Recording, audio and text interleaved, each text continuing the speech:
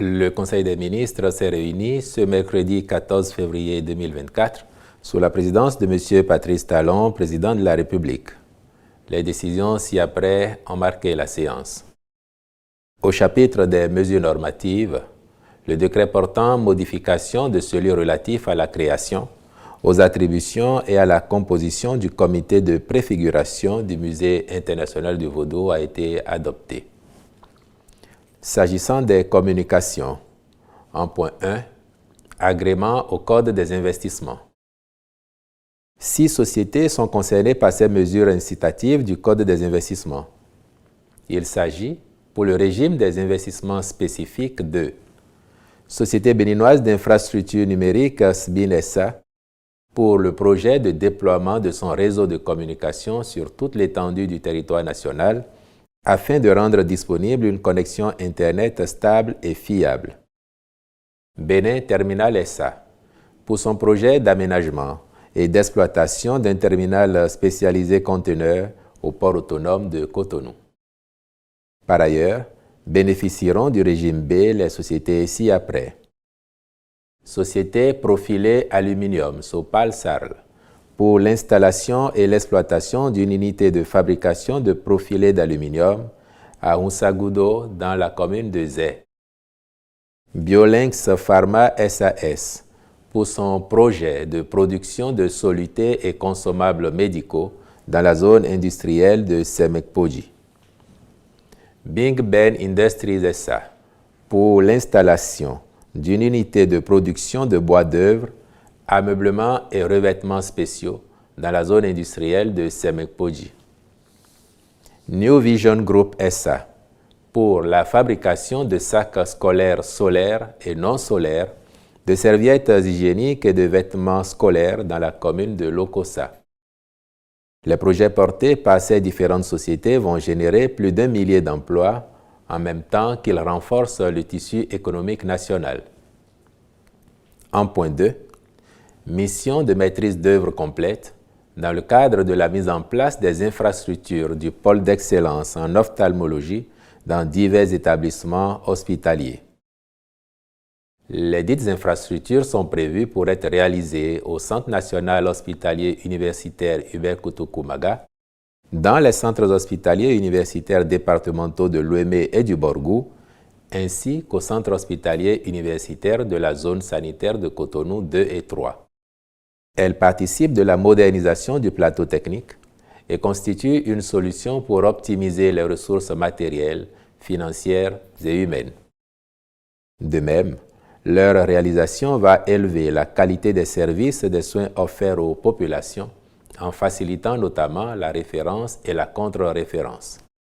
C'est pourquoi le Conseil a autorisé la contractualisation avec un cabinet spécialisé pour effectuer notamment les études de conception architecturale, les études d'impact environnemental et social, ainsi que la surveillance et le contrôle des travaux.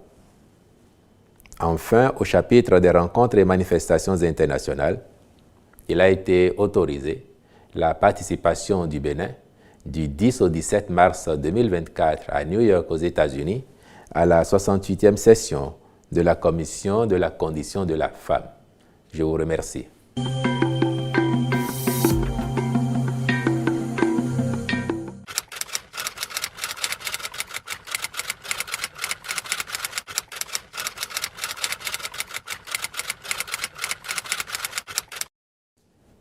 Je suis heureux que vous-même ayez employé le qualificatif prétendu pour évoquer le sujet.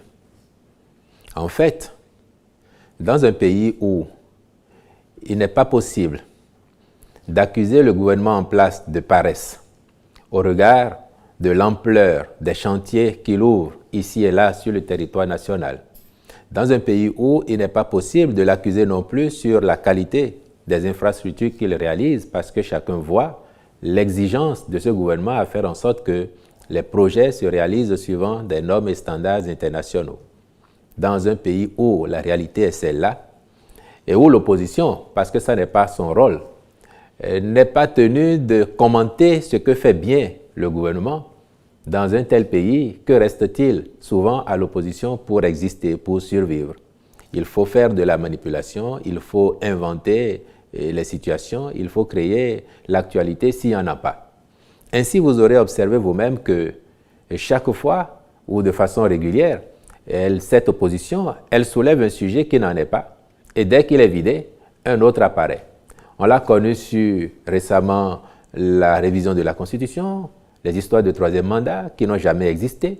Et avec les clarifications apportées, chacun a pu comprendre, notre peuple a pu comprendre que la configuration de l'Assemblée nationale aujourd'hui est telle que même si un tel projet existait ou prenait corps demain dans l'esprit des gens de la mouvance, il n'a aucune chance d'aboutir parce que l'opposition a le nombre de députés qu'il faut pour empêcher éventuellement un tel projet de se concrétiser. Donc on aura compris que ça avait été un sujet agité juste aux fins de la mobilisation politique, aux fins de discréditer ceux qui sont en place. Maintenant que ce sujet leur est retiré, il fallait en trouver un autre. Et c'est celui-là dont vous parlez, le prétendu plan pour assassiner les responsables au premier plan de ce parti, donc décimer la hiérarchie du parti. C'est bien ce que les amis démocrates entendent faire gober au peuple. Mais il ne vous a pas échappé. Comme il n'échappe pas au président du Parti Les Démocrates et à tous les militants démocrates, que l'une des choses que le président Talon et son gouvernement réussissent et qui est saluée de partout, c'est d'abord la sécurité à l'intérieur de nos frontières. La libre circulation des personnes et des biens est une chose absolument garantie au Bénin et nous travaillons même à optimiser. Le président vous l'a dit dernièrement, lui il rêve d'un pays où on peut sortir à 0h, à 1h du matin, à 5h du matin, aller et venir et être en toute sécurité, en toute quiétude, vaquer à ses occupations. C'est ce que nous faisons. À telle enseigne que le président du parti Les Démocrates, qui hier, pendant qu'il était aux affaires, par peur ou par dégradation des routes, pouvait quitter Kadjeou pour échanger Godomé en hélicoptère, Cotonou pour Tori en hélicoptère, fait le tour du pays en hélicoptère. Aujourd'hui, il roule sur les voies du Bénin en toute liberté, en toute quiétude, et vous le voyez aller ici ou là à la recherche de vitamine D pourtant. Et rien ne lui arrive. Et subitement, il découvre qu'il y aurait un plan pour l'assassiner ou pour assassiner les responsables de ce parti. Je suis convaincu que si mon ami Guizot, qui est le signataire de ce communiqué, avait pris le temps de se souvenir des pratiques populistes que l'on a connues sous l'ancien président, il aurait hésité à poser sa signature sur ce communiqué. Parce que, et vous ne devez pas l'oublier non plus, au début de son magistère à la tête de ce pays en 2006-2007, il vous souviendra que le même président du Parti Les Démocrates aujourd'hui avait inventé une tentative d'assassinat sur sa personne, alors même qu'il était dans les collines, dans les encablures de Savès, dans ses pérégrinations de l'époque, et ayant découvert, du fait de l'insécurité qui sévissait, ayant découvert des troncs d'arbres sur la route, on nous a vendu qu'il y avait un plan pour l'assassiner parce qu'il luttait contre la corruption. Or, chacun a pu voir comment la corruption s'est développée, émancipée sous son règne à l'époque. Personne n'a oublié que c'est sous son magistère que M. Pierre-Hubert Danhivo a disparu avec son véhicule entier et à ce jour, aucune clarification n'a été faite. Personne n'a oublié les conditions dans lesquelles Mme Sohouji Agbossou, qui avait pourtant été sa ministre, a été liquidée. Et à ce jour, cela n'a pas été élucidé. C'est pour vous dire que les pratiques que le parti essaye d'épingler ne sont pas les nôtres. Ce ne sont pas les pratiques du président Talon et de son gouvernement. Ceux qui sont habitués à ces pratiques, ils se connaissent. Et on les a vus en 2019. Ce n'est pas nous qui avons recruté des chasseurs d'oiseaux pour venir ici s'en prendre aux Béninois.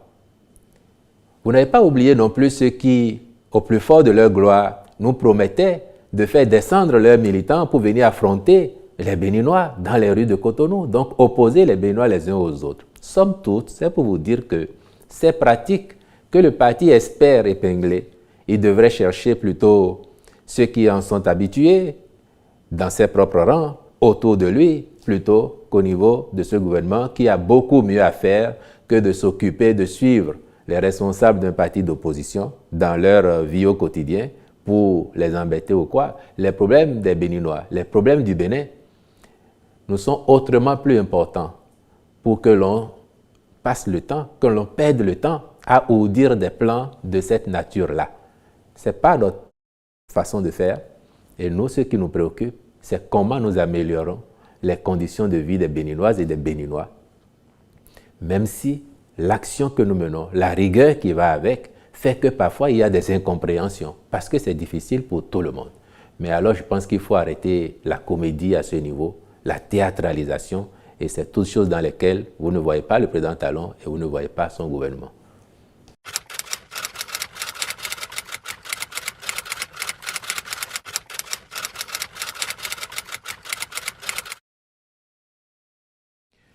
Là aussi, j'ai envie de vous dire que c'est de la diversion.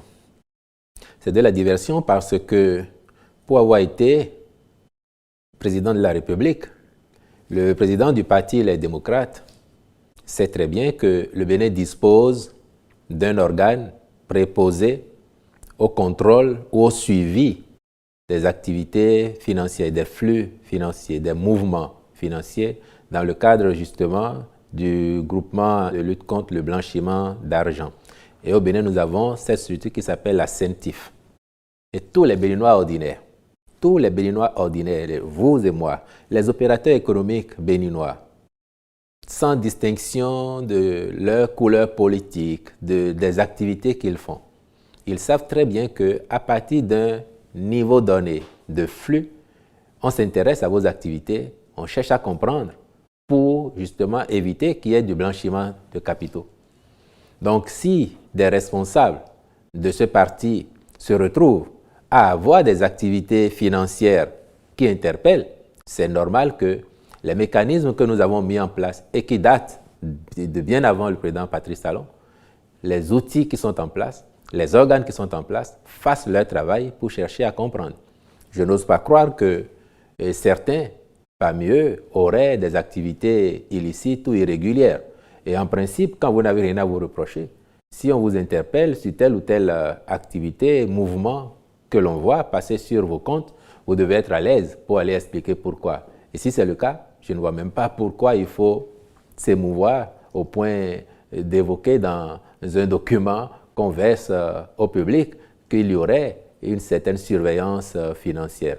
Tant que vous êtes réglo, vous montrez patte blanche, personne ne vous ferait rien. Quel que soit le montant ou les montants qui circulent sur votre compte, il vous appartient de prouver ce que vous faites. Et donc, je ne pense pas, là encore, qu'il y ait un focus particulier que la CENTIF ou les structures de l'État dédiées feraient sur des compatriotes juste parce qu'ils appartiendraient à un parti ou à un autre. Non, nous sommes tous soumis aux règles de l'État et les activités de la CENTIF ou des entités dédiées au suivi de l'activité financière, au suivi ou à la lutte contre le blanchiment de capitaux, ces instances doivent pouvoir faire leur travail sans avoir à réfléchir sur l'appartenance politique de qui elles ont en face.